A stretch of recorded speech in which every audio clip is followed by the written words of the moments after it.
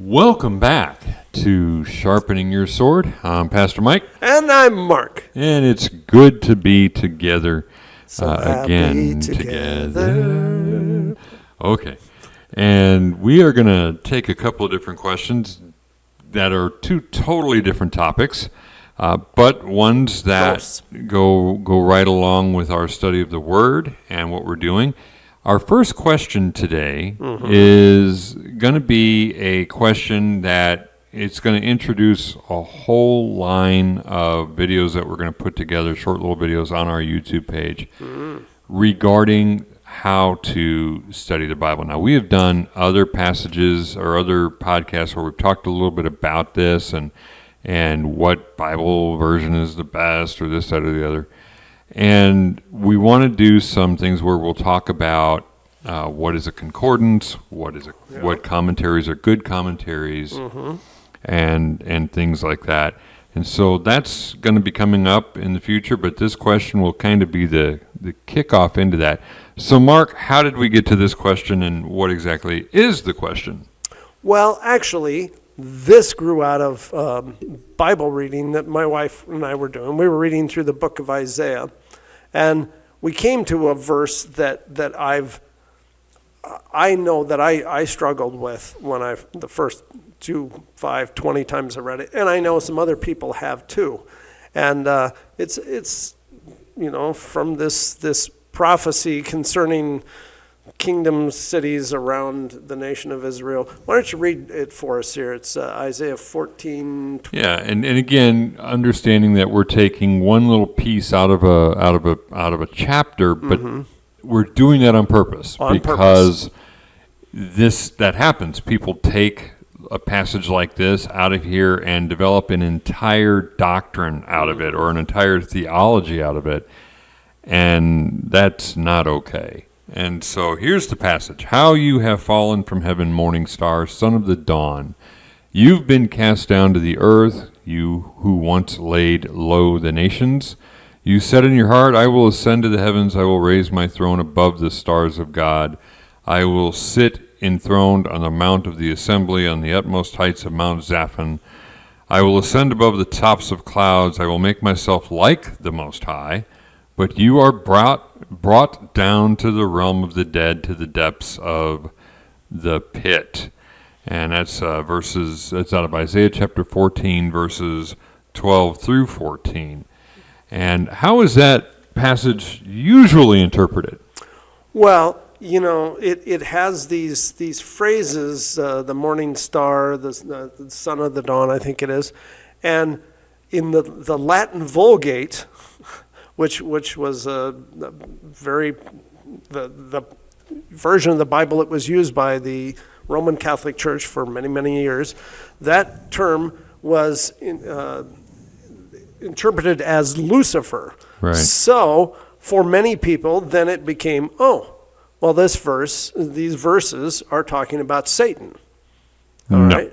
And, you could easily believe that if, that's what you got to go with. Yeah. Now, he is speaking about an earthly leader and how that earthly leader wants to be thought of as God or in the same realm as God. And he's talking about wanting to be the possessor of heavens and earth, but he's actually the oppressor.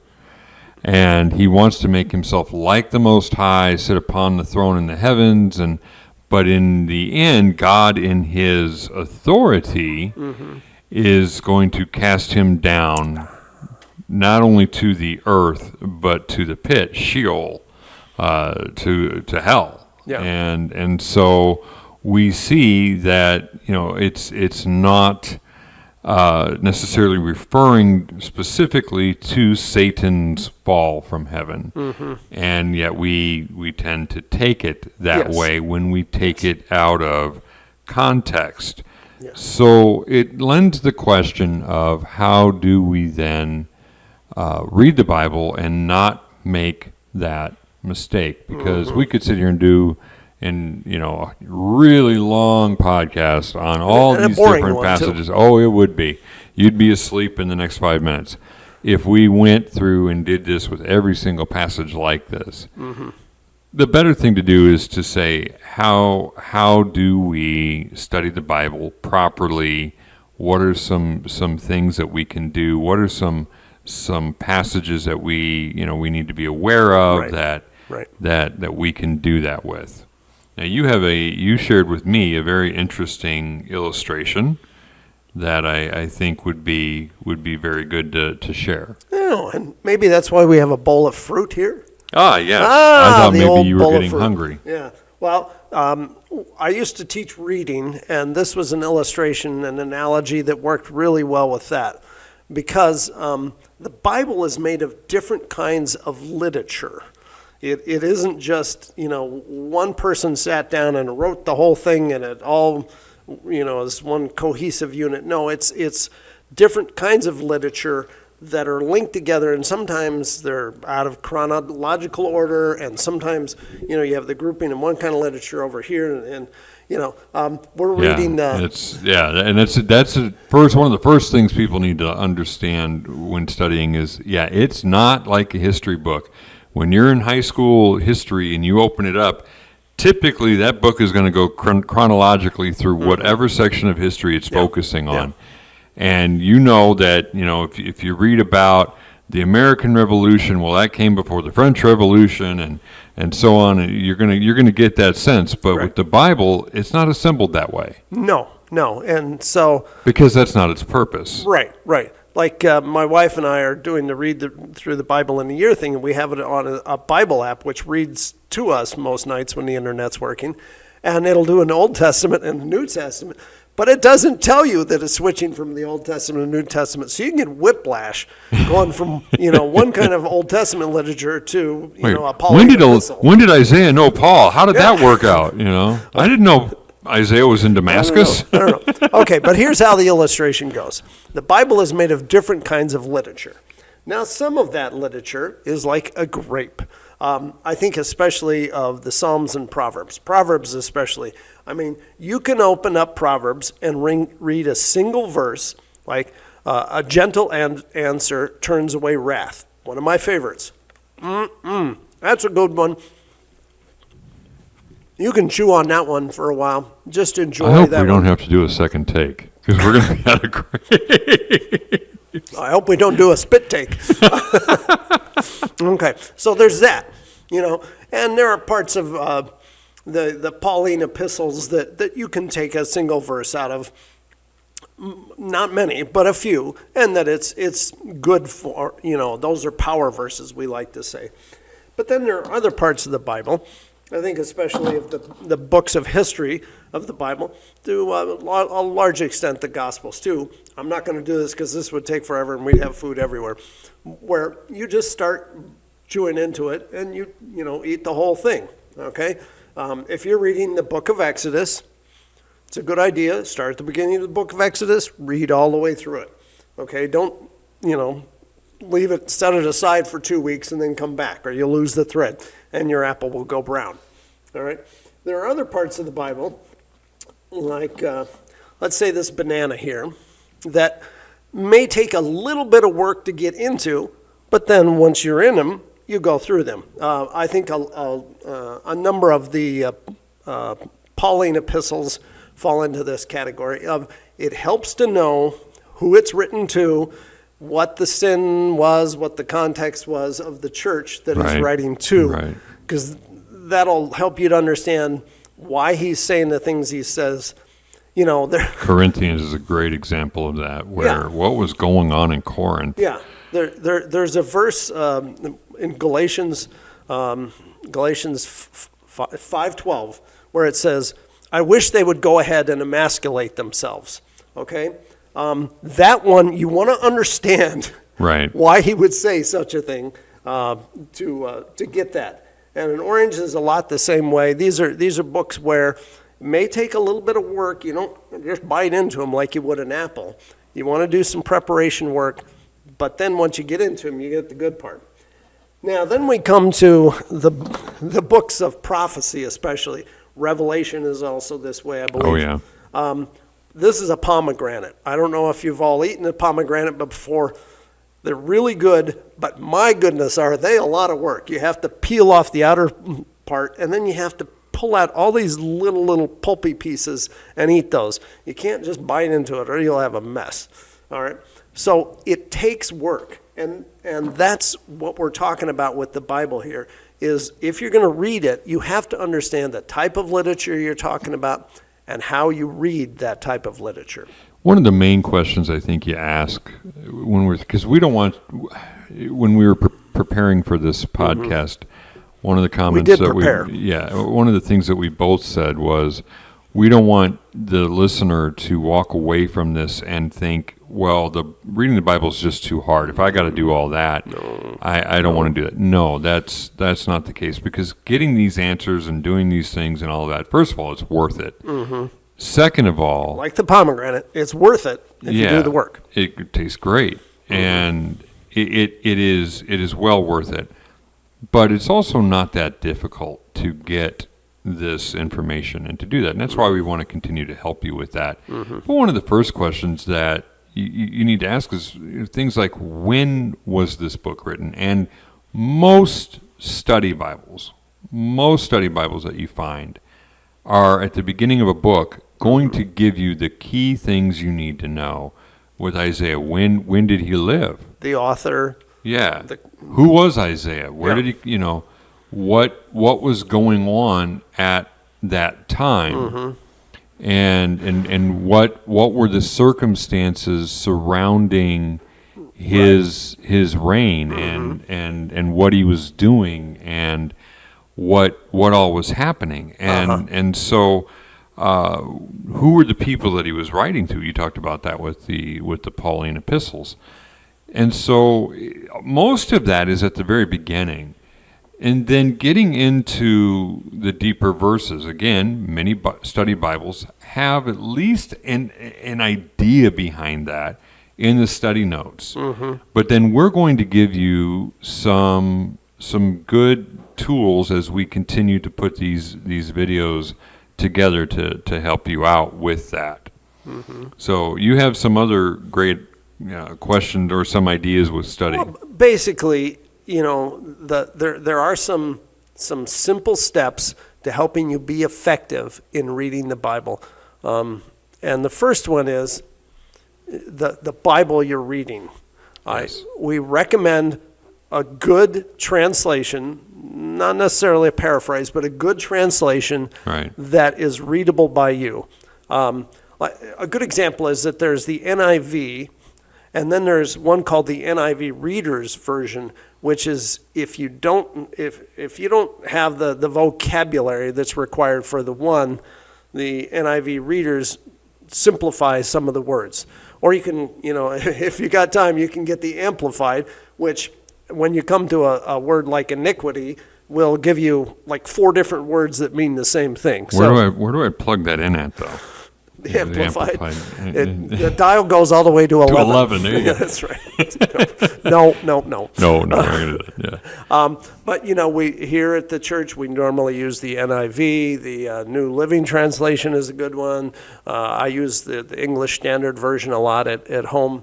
So get yourself a good, readable translation of the Bible. And then as we talked about, if you're just starting to read the Bible, I don't necessarily recommend starting at the beginning. You can, but usually when Pastor Mike, somebody says, I want to, learn about Christianity, where do I start reading? John, the book of John. Yep. It's always Why is that?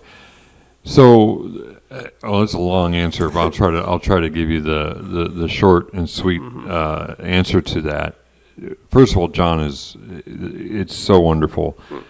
It's well written. It is, yes. And so all 4 Gospels have a different point of view, not point of view, have a different, a different purpose, a different audience that they're shooting at. Exactly. Mark, Matthew, and Luke are what's known as the Synoptic Gospels. They're all from the same source. Pretty close. John, and you're going to get a lot but John, you get right at the beginning. In the beginning was the Word, and the Word was God, and the Word was with God. John is coming at a couple of main key points. First of all, the divinity of Christ. Yeah.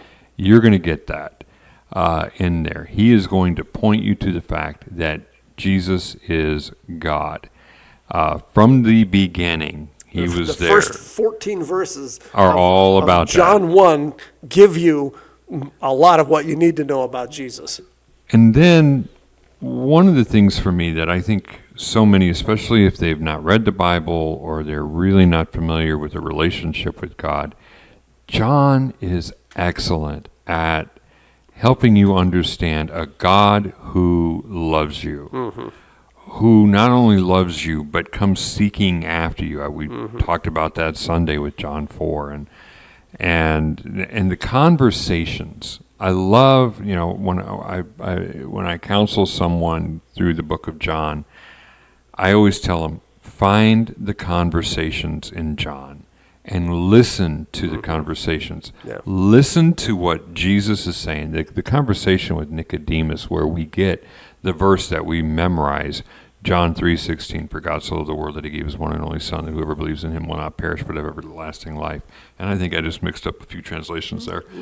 Close enough. But it was there.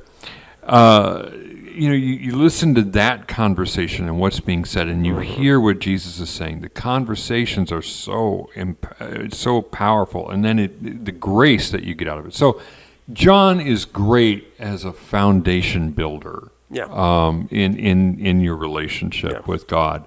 And if you're ever in a down spot and you're really you feel like there's a wall between you and God or whatever, John's a great book to go back to. Yeah. To get to see that power of God. So I said I was going to keep that short, and I didn't. But yeah. Okay, so that's kind of, yeah. So we recommend you start at a place like that. Pick a book, read through it. Don't just skip around. You've probably seen people who say, well, I'm going to read a verse out of the Bible today, and they just flip it open to any old place and stick their finger in there and read a verse. Okay? And now Judas went and hung himself. All right, I don't like that one. You go do likewise. Wait a minute. Wait, No, we don't want to do that. No. So yeah, you don't want to take the Bible with that approach. No, it's not willy-nilly phone book kind of thing. There is a purpose and an order to things. Yeah. All right. Be consistent in your reading. We recommend you read a little every day. Set aside a time for it. Whether it's getting up in the morning or a little bit at bed. Hopefully, time at both. But be consistent. Don't read for a couple of days. Set it aside for a month and come back, because it's really hard to pick up the thread of what's going on, and there's no guarantee you'll come back after that month. Well, and another piece to that, to your point, is where you were at in your life a month ago and what you were reading and what God was saying to you at that point may be different than where you are now.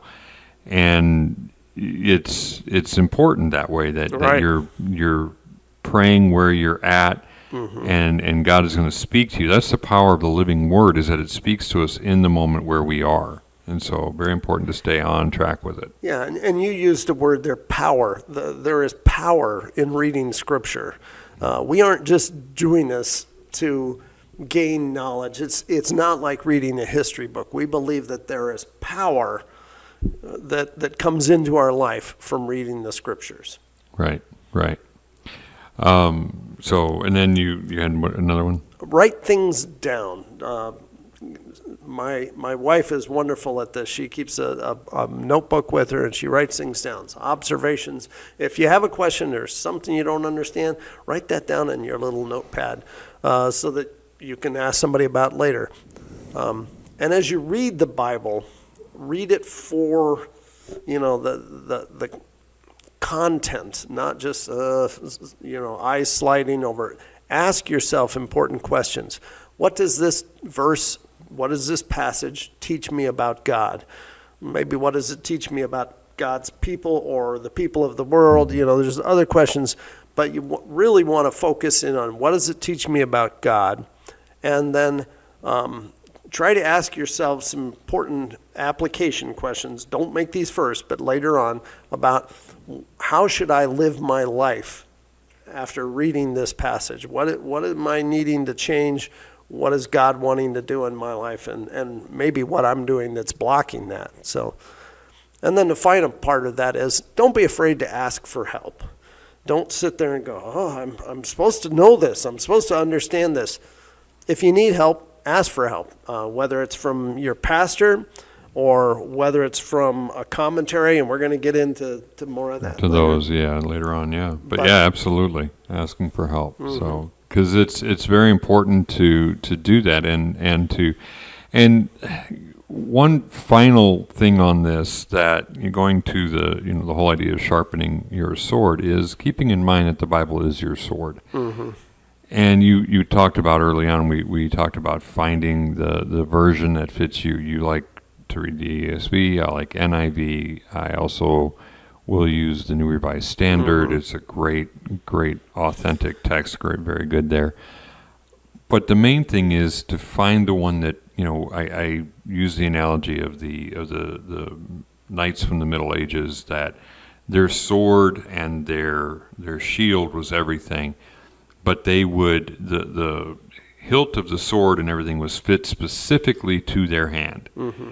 And they would make sure that their glove was on and everything, and then the sword would fit, and it fit their hand and their hand alone, because all of our grip is different. We all have a different grip. Mm-hmm. Some of us need to get a grip, but but we all have a different hand, and what works in mine might not work in yours. Well, the Bible, we need to make sure that our sword is right with us. It's what we're used to. When we pick that thing up, we're not going, okay, what am I looking at here? No, you know this thing. You know it's got your notes in it, things that you understand. It's your sword fit for you, and you know exactly what's going on with it. Exactly. Yep. So. Okay. All right. We had another question we were going to deal with today. But I think we're going to, because I think we took a while on this one. So why don't we tag that one, tune back with us in our next the clock on the wall that we've got a little. It must have been that pastor talking about the Gospel of John. That's he okay. wrote it. That's okay. So why don't we do that for the next one? And when you tune into the next one, we might be wearing the same clothes. Because we're probably going to record laundry that very often. No, yeah.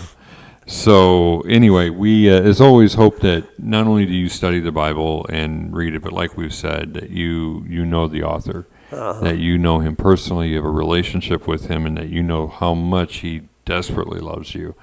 And so that is always our prayer for you. And otherwise, have a great day. Yep.